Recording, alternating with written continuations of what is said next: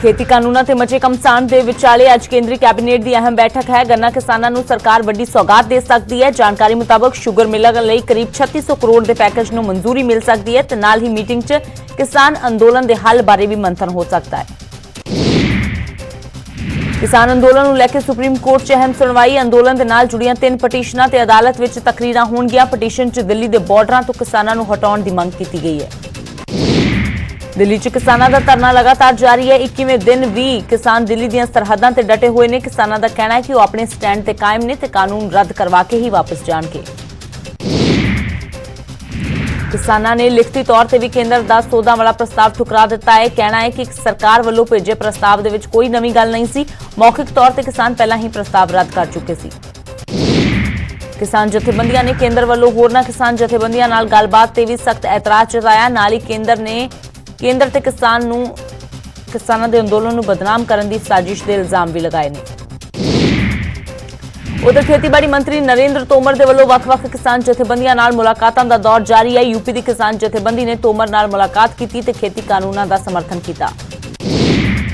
PM Modi ने किसानी अंदोलन ते कहा कि सरकार दी नीति ते नीयत साफ है। उन्होंने कहा सरकार किसानां दे मसले दे हल लई 24 घंटे गलबात करन दे लई तैयार है। नाल ही उन्होंने कहा कि विरोधियों वल्लों भरम भी किसानां विच फैलाए जा रहे हैं। मंगलवार नूं दिल्ली मोर्चे दे नाल जुड़े 5 किसानां दी मौत हो गई। 4 किसान 2 वख-वख सड़क हादसिਆਂ ਦਾ शिकार हो गए जबकि एक किसान दी दिल दा दौरा पैण कारण मौत हो गई। अंदोलनकारी किसानां दी मौत ते मुख मंत्री ने दुख जताया है। पटियाला के पिंड सफेदा च सड़क हादसे का शिकार होने वाले 2 किसानों का अंतिम संस्कार कर दिता गया। दरअसल दिल्ली तो परत रहे किसान करनाल च सड़क हादसे का शिकार हो गए जिन्हां चों 2 किसानों की मौत हो गई तो 2 जख्मी हो गए।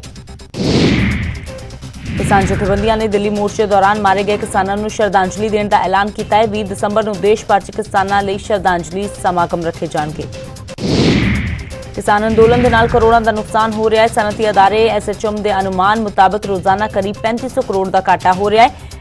एसएचएम वालों सरकार और किसानों को जल्द मसले का हल कढ़ण की अपील की गई है। समराला च किसानों के धरने च अभय सिंह संधू शामिल हुए। इस मौके उन्होंने कहा कि किसान अंदोलन आज़ादी तो बाद सब तो वड्डा अंदोलन है जिस अगे सरकार को झुकना ही पवेगा। दिल्ली बॉर्डरां उत्ते डटे किसानों के लिए पंजाब तो राशन लगातार पुज रहा है। मंगलवार को अमृतसर तो किसानों ते आम लोगों लिए टिकरी बॉर्डर से हज़ारों लीटर दुध पहुंचाया गया। 20 दिनों तो किसान अंदोलन च डटे संगरूर के 24 साला नौजवान ने अपना जन्मदिन सड़क ते ही मनाया। गुरसेवक दे के कटन मौके किसान मजदूर एकता जिंदाबाद के नारे लगे। बहादुरगढ़ दे विच खेती कानूनां खिलाफ डटे किसानां ते वड्डे पद्धर ते बुजुर्ग औरतां भी शामिल ने जो सड़कों उत्ते अपने पोते पोतियां लई स्वेटर बुन के समा बिता रही ने। इन्हां औरतां मुताबक खेती कानून रद्द करवा के ही घरां नूं परतणगे। खेती कानूनों के खिलाफ पंजाब के कई जिलों तो 700 होर ट्रैक्टर ट्रालियां जरिए किसान दिल्ली रवाना हुए जिन्हां दे लई करनाल दे आले दुआले दे पिंडां दे लोकां वल्लों खाण पीण का प्रबंध किया गया। अमृतसर के एक डॉक्टर वल्लों किसानों के बच्चों का मुफ्त इलाज किया जा रहा है। डॉक्टर नरेश ग्रोवर का कहना है कि ठंड के बावजूद किसान धरनिਆਂ ते बैठे ने। उन्होंने अंदोलन च अपना योगदान पाने लई किसानों के बच्चों का मुफ्त इलाज करने का ऐलान किया है।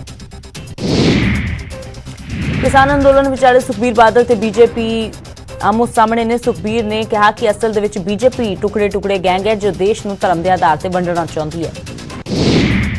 सुखबीर के बयान से बीजेपी ने तिखा पलटवार करदिआं कहा कि वह बीजेपी नूं बदनाम करने की साजिश रच रहे हैं। बीजेपी पंजाब च हमेशा हिंदू सिख एकता के नाल खड़ी है। सुखदेव सिंह ढींडसा ने किसानी संघर्ष से बयान दिता। ढींडसा ने कहा सरकार नूं नरमी वरतते हुए इसका हल लभना चाहिए है। ढींडसा ने किसानों नूं भी किसी फैसले ते पहुंचण लई कहा है। साबका मुख्यमंत्री रजिंदर कौर पठल ने खेती कानूनों को लैके मोदी सरकार से निशाने साधे। पठल मुताबक मोदी सरकार अपनी आकड़ पुगाउण लई किसानां ते खेती कानून थोप रही है। सांसद दीपेंद्र हुड्डा ने एसवाईएल से बयान दिता। दीपेंद्र ने कहा कि एसवाईएल हरियाणा के हक च आया हुआ फैसला है। उन्होंने कहा किसान अंदोलन से एसवाईएल को एक नज़र नाल ना देखा जाए। समाणा के 36 पिंडों के लोग सियासी लीडरों का बाईकाट कर चुके हैं। इन्होंने लोगों ने कहा कि हर पार्टी किसानी अंदोलन से सियासत कर रही है, इसलिए जदों तक खेती कानून रद्द नहीं होंगे वो किसी भी सियासतदान को अपने पिंडों च वड़न नहीं देंगे। कोरोना के चलदिआं हरियाणा के सेहत मंत्री अनिल विज की सेहत बिगड़ गई जिस तो बाद उन्होंने रोहतक पीजीआई तो मैदानता शिफ्ट कर दिता गया। अनिल विज को साह लैण च दिक्कत हो रही है तो उन्होंने हाई फ्लो ऑक्सीजन से रखा गया है। सरहद पार तो हथियारों ते नशे की तस्करी करने वाले मॉड्यूल का पर्दाफाश होया है। अमृतसर पुलिस ने ਗਰੁੱਪ ਦੇ ਨਾਲ ਜੁੜੇ 2 ਮੈਂਬਰਾਂ ਨੂੰ ਕਾਬੂ ਕੀਤਾ ਹੈ। ਮੁਲਜ਼ਮ ਹਾਈਟੈਕ ਡਰੋਨ ਦੇ ਜ਼ਰੀਏ ਸਪਲਾਈ ਕਰਦੇ ਸੀ। ਸੰਗਰੂਰ ਦੀ ਅਦਾਲਤ ਨੇ ਮਾਨਹਾਨੀ ਦੇ ਕੇਸ 'ਚ ਗਾਇਕ ਸਿੱਧੂ ਮੂਸੇਵਾਲਾ ਨੂੰ ਸਮਨ ਜਾਰੀ ਕੀਤਾ ਹੈ ਤੇ 5 ਜਨਵਰੀ ਨੂੰ ਪੇਸ਼ ਹੋਣ ਦੇ ਹੁਕਮ ਦਿੱਤੇ ਨੇ। ਸਿੱਧੂ ਮੂਸੇਵਾਲਾ ਤੇ ਸੰਜੂ ਗੀਤ 'ਚ ਵਕੀਲਾਂ ਬਾਰੇ ਇਤਰਾਜ਼ਯੋਗ ਸ਼ਬਦਾਵਲੀ ਵਰਤਣ ਦੇ ਇਲਜ਼ਾਮ ਨੇ। ਭਵਾਨੀਗੜ੍ਹ ਦੇ ਪਿੰਡ ਹਰਕਿਸ਼ਨਪੁਰਾ ਦੇ ਲੋਕਾਂ ਨੇ ਸੜਕ ਬਣਾਉਣ ਵਾਲੀ ਕੰਪਨੀ ਦੇ ਅਧਿਕਾਰੀਆਂ ਨੂੰ ਬੰਦਕ ਬਣਾ ਲਿਆ। ਇਹ ਅਧਿਕਾਰੀ ਦਿੱਲੀ ਕਟੜਾ ਐਕਸਪ੍ਰੈਸ ਲਈ ਪਿੰਡਾਂ ਦੇ ਖੇਤਾਂ 'ਚ ਸਰਵੇ ਕਰਨ ਪੁੱਜੇ ਸੀ। ਕਰੀਬ 3 ਘੰਟੇ ਬਾਅਦ ਮੌਕੇ ਤੇ ਪੁੱਜੇ ਐਸਡੀਐਮ ਨੇ ਇਹਨਾਂ ਅਧਿਕਾਰੀਆਂ ਨੂੰ ਰਿਹਾ ਕਰਵਾਇਆ। ਪਟਿਆਲਾ 'ਚ ਆਪਣੀਆਂ ਮੰਗਾਂ ਨੂੰ ਲੈ ਕੇ ਬਿਜਲੀ ਮੁਲਾਜ਼ਮਾਂ ਦੇ ਕਈ ਪਰਿਵਾਰ ਪਾਣੀ ਵਾਲੀ ਟੈਂਕੀ ਤੇ ਚੜ੍ਹ ਗਏ, ਜਿਨ੍ਹਾਂ 'ਚ ਔਰਤਾਂ ਤੇ ਛੋਟੇ ਬੱਚੇ ਵੀ ਸ਼ਾਮਲ ਨੇ। ਕਰੀਬ 250 ਪਰਿਵਾਰ ਲੰਬੇ ਸਮੇਂ ਤੋਂ ਆਪਣੀ ਨੌਕਰੀ ਪੱਕੀ ਕਰਨ ਦੀ ਮੰਗ ਕਰ ਰਹੇ ਨੇ। ਪਟਿਆਲਾ ਦੇ ਵਿੱਚ ਮਨਰੇਗਾ ਮਜ਼ਦੂਰਾਂ ਤੇ ਪੁਲਿਸ ਵਿਚਾਲੇ ਜੰਮ ਕੇ ਝੜਪ ਹੋਈ। ਦਰਅਸਲ ਮਨਰੇਗਾ ਮਜ਼ਦੂਰ ਦਿਹਾੜੀ ਵਧਾਉਣ ਦੀ ਮੰਗ ਨੂੰ ਲੈ ਕੇ ਮੁੱਖ ਮੰਤਰੀ ਨਿਵਾਸ ਵੱਲ ਵਧ ਰਹੇ ਸੀ। ਜਦੋਂ ਪੁਲਿਸ ਨੇ ਇਹਨਾਂ ਨੂੰ ਰੋਕਣ ਦੀ ਕੋਸ਼ਿਸ਼ ਕੀਤੀ ਤਾਂ ਧੱਕਾ ਮੁੱਕੀ ਹੋ ਗਈ। ਉਧਰ ਮਹਿਲਾਵਾਂ ਨੇ ਪੁਲਿਸ ਤੇ ਕੁੱਟਮਾਰ ਦੇ ਇਲਜ਼ਾਮ ਲਗਾਏ ਨੇ। ਸੁਲਤਾਨਪੁਰ ਲੋਧੀ 'ਚ ਵਿਆਹ ਦੀ ਪਹਿਲੀ ਵਰ੍ਹੇਗੰਢ ਦੇ ਦਿਨ ਹੀ ਨੌਜਵਾਨ ਦਾ ਕਤਲ ਕਰ ਦਿੱਤਾ ਗਿਆ। ਪੁਲਿਸ ਨੇ 2 ਮੁਲਜ਼ਮਾਂ ਨੂੰ ਗ੍ਰਿਫਤਾਰ ਕੀਤਾ ਹੈ। ਦੋਵੇਂ ਮੁਲਜ਼ਮ ਭਰਾ ਦੱਸੇ ਜਾ ਰਹੇ ਨੇ। ਮਾਮੂਲੀ ਵਿਵਾਦ ਤੋਂ ਬਾਅਦ ਮੁਲਜ਼ਮਾਂ ਨੇ ਨੌਜਵਾਨ ਤੇ ਗੱਡੀ ਚੜ੍ਹਾ ਦਿੱਤੀ ਸੀ। ਸਮਾਣਾ 'ਚ ਨੌਜਵਾਨ ਦੀ ਕਿਡਨੈਪਿੰਗ ਮਾਮਲੇ 'ਚ ਪੁਲਿਸ ਨੇ 5 ਲੋਕਾਂ ਨੂੰ ਗ੍ਰਿਫਤਾਰ ਕੀਤਾ ਹੈ। ਦਰਅਸਲ ਪਿੰਡ ਚੁਪਕੀ ਨੇੜੇ ਢਾਬੇ ਤੇ ਕੰਮ ਕਰਨ ਵਾਲੇ ਇੱਕ ਨੌਜਵਾਨ ਨੂੰ ਕੁਝ ਲੋਕਾਂ ਨੇ ਕਿਡਨੈਪ ਕਰ ਲਿਆ।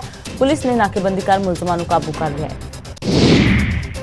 ਹੁਸ਼ਿਆਰਪੁਰ ਦੇ ਇੱਕ ਫਾਰਮ ਹਾਊਸ ਦੇ ਵਿੱਚ ਸਮਾਗਮ ਦੌਰਾਨ ਫਾਇਰਿੰਗ ਦੀ ਵੀਡੀਓ ਵਾਇਰਲ ਹੋ ਰਹੀ ਹੈ, ਜਿਸ ਵਿੱਚ 2 ਨੌਜਵਾਨ ਫਾਇਰਿੰਗ ਕਰਦੇ ਨਜ਼ਰ ਆ ਰਹੇ ਨੇ। ਉਧਰ ਪੁਲਿਸ ਮੁਲਜ਼ਮਾਂ ਤੇ ਕਾਰਵਾਈ ਕਰਨ ਦੀ ਗੱਲ ਆਖ ਰਹੀ ਹੈ।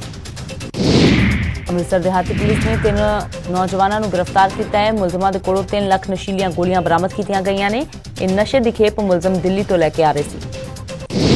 ਜਲੰਧਰ ਦੇ ਨਗਰ ਨਿਗਮ ਨੇ ਨਾਜਾਇਜ਼ ਕਬਜ਼ੇ ਕਰਨ ਵਾਲੇ ਦੁਕਾਨਦਾਰਾਂ ਤੇ ਸ਼ਿਕੰਜਾ ਕੱਸਿਆ ਹੈ। ਨਿਗਮ ਦੀ ਤਹਿਬਜ਼ਾਰੀ ਟੀਮ ਨੇ ਫਗਵਾੜਾ ਗੇਟ, ਭਗਤ ਸਿੰਘ ਚੌਂਕ ਤੇ ਦੁਕਾਨਦਾਰਾਂ ਵੱਲੋਂ ਕੀਤੇ ਨਾਜਾਇਜ਼ ਕਬਜ਼ੇ ਹਟਾਏ ਨੇ।